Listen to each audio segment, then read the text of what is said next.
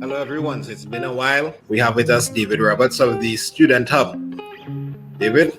Good afternoon, good evening, everyone. All right. So we're going to be doing, what paper is this, David? This is the 2018 May-June past paper. 2018 May-June past paper. Let's get into it. So the floor is yours, David. All right, thank you very much. So again, hi everyone, David Roberts. And today we're going to go into question 5. We're going to do the full question from part A straight down to part E, and we're going to get total marks. So we're looking at part A first, which is state one major function of each of the following economic institutions. Part 1, they ask for the Caribbean Community, which is CARICOM, and part 2, which is the World Trade Organization. Whenever looking at questions, always look at the keyword. They said state and how much marks is for. It's for 2 marks, so it's just one-liners.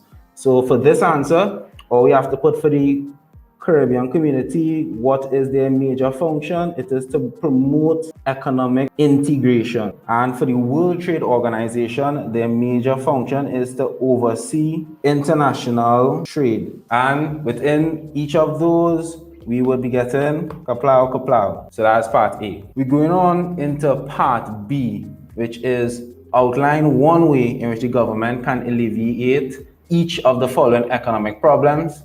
So we're looking at how they could alleviate unemployment, overpopulation, and migration. For unemployment, what they could do is provide on-the-job training programs which equips citizens with the requisite skills in order to work. So that's for unemployment. If for overpopulation, it is educating individuals with family planning. And for migration, it is increasing job opportunities by opening businesses. And for each one we see in 1, 2, 1, 2, 1, and beautiful 2. Yeah? Got it. Nice. So we're going on into the next question. In part C, define the term economic dualism. So we're looking at our economy, and we're looking as dual. So it's 2, all right? So we're looking at is 2 sectors in our economy, and our economic dualism looks at. So we're looking at 2 sectors in economy, and what we separate in economy into one sector being considered traditional and the second being considered modern, and that is what dualism is. So both of them are in the same economy, but they are 2 completely different economy. So it's like 2 different faces of the economy. Right, and also it's 2 different sectors living in one economy. So example, we have the agriculture, which will be considered a traditional sector, and a modern sector, which is technology sector. So economic dualism occurs when there are 2 separate economic sectors in economy, one being traditional and the other is modern.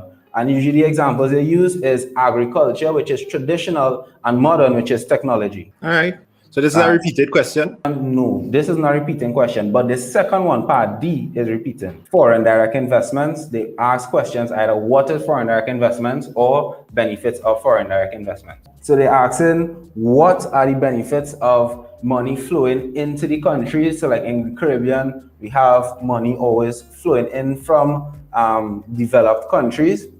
And what are the benefits that we will get from that? First one we have here, 1, being that it contributes to economic growth. The money that is flowing in from the foreign direct investments, we would not have had the money within our countries to finance the different projects that the investors would be financing. And so therefore, when they send the money, we are able to have increased GDP.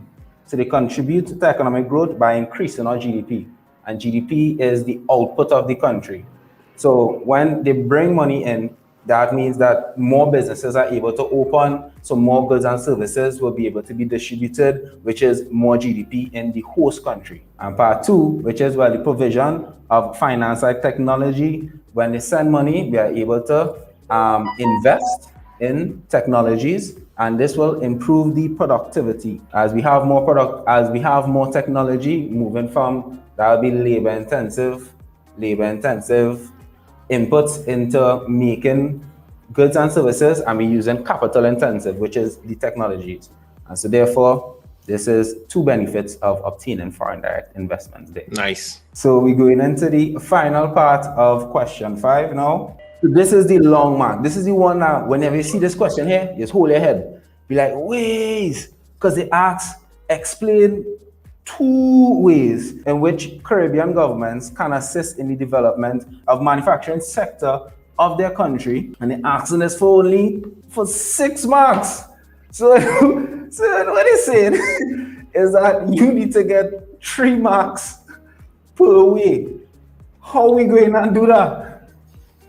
We'll find out. So when they ask to explain 2 ways, what you need to do is first state the way. After you state the way, so I will go to the first one first. So the first, it is to impose tariffs on imported manufactured goods. So that there is 1 mark. Tick. And when we explain, we have to expound on this point.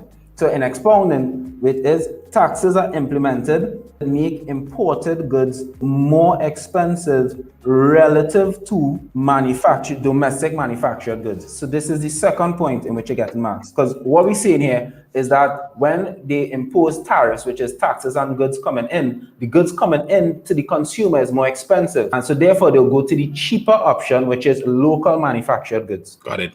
Right, so that's the second mark, and we have to go on even a point further. What's the benefit of this benefit? Well, this allows domestic manufacturing firms to be more competitive, focusing on an environment for growth and development. And so therefore we have our 3rd mark there. So that is that. We're going on to the second part now, providing subsidies and grants. Woo! And is where subsidies and grants, what this does, it reduces the cost for manufacturing firms and leading to decreased prices. So that's 2 marks. The final one, they ultimately are able to finance their operations, creating stability in the economy. And what that is, in other words, is saying that when they are able to get subsidies and grants, this is where the government gives these businesses money. They're able to now survive in a competitive environment, which will make them be stable, as in it won't have too many businesses opening and closing and opening. They just have the businesses open, which creates stability in the sector, which will be a next benefit. All right, and that brings us to the end of this question there. Yes, that brings us to our full 20 marks for question 5. Nice 20 marks. I could round up there. It was really nice having you all here. Love and blessings. Stay tuned to the channel. Of course, subscribe if you want some more information. And as exams approach, we won't just be doing these short sessions. Right now, we focus on our paid classes or our premium classes, which you can also join still if you want to join. But coming up to the exams, we will be able to do some longer live sessions. So definitely look out to that. Robert, thanks, brother. Thank you. Take care.